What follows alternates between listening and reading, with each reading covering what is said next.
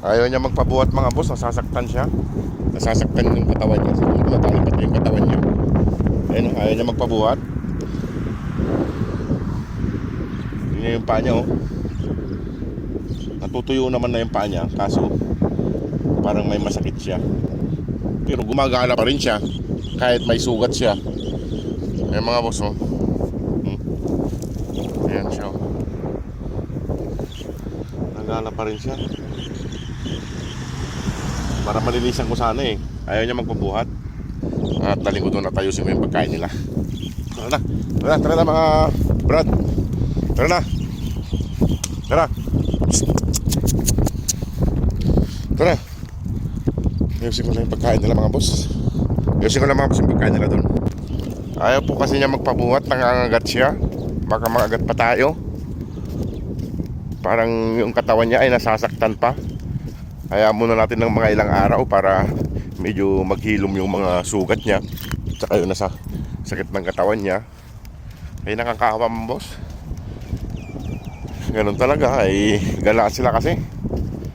Kahit sila Mamadug tsaka Santukin, hindi pa nakakabalik. 3 araw na silang wala rito. Ayusin ko lang yung pagkain. Ayan, nandito. Naglublob na siya. Nandun yung isa. Naiwan yung isa kasi may sugat. Subukan kong lagyan nito mga boss, linisan. Linisan natin siya, yung paa niya. Kasi ito lang nabili natin dito. Ayan, at sunduin ko siya. Kasi nagagala pa rin siya kahit masakit yung paa niya. At lagyan ko nito, panlinis ng paa niya. Para kahit paano ay matanggal yung mga dumi-dumi.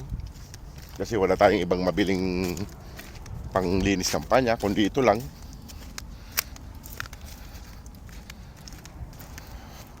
Ayaw niya kasi magpabuhat mga boss, pasensya na. Hindi natin pwedeng pilitin. Kasi nasasaktan din siya. Atit. Ayusin ko lang mga boss ya. Ay mga boss, nakahiga lang siya. Pasyal naman ng pasya. Nakahiga siya. Ayaw niya magpabuhat. At lalagyan natin ng gamot. Para naman kahit paano ay maipsan yung sakit ng kanya. Kumain na kayo dun. Eh mga boss, lagyan ko lang ng gamot. Binuhusan ko ng gamot yung sugat niya para kahit paano ay malinisan.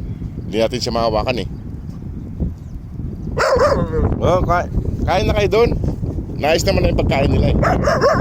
Kain na lang sila doon pag gusto nila.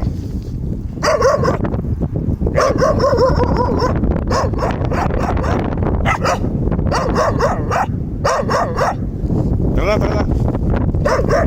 Nilinis ko yung paa niya.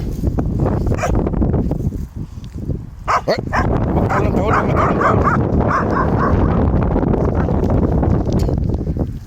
Wala sila mamatog dito. Hindi ko makita sila mamatog mga boss ay 3 araw ng kwan. 3 araw na silang wala rito.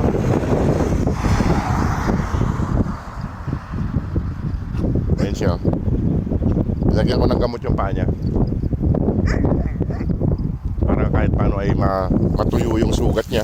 Kaya wala naman tayong service na papuntang city. Kaya malayo kami dito. At wala tayong extra budget. Naubos na.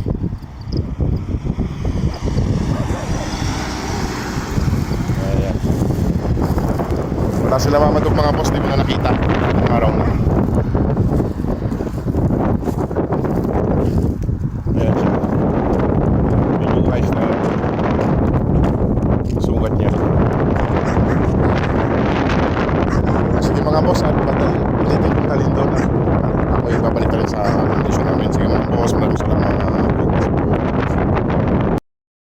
Yung pagkain nila isang planggana, tubig, bago, tsaka yung tinapay. At yung isa parating na rin. Ayaw niya magpabuhat, yung may sugat. Sige mga boss, at ako i-alis na rin dito. At tingnan ko pa sila mamadog kasi 3 araw na silang wala rito. Pabay na.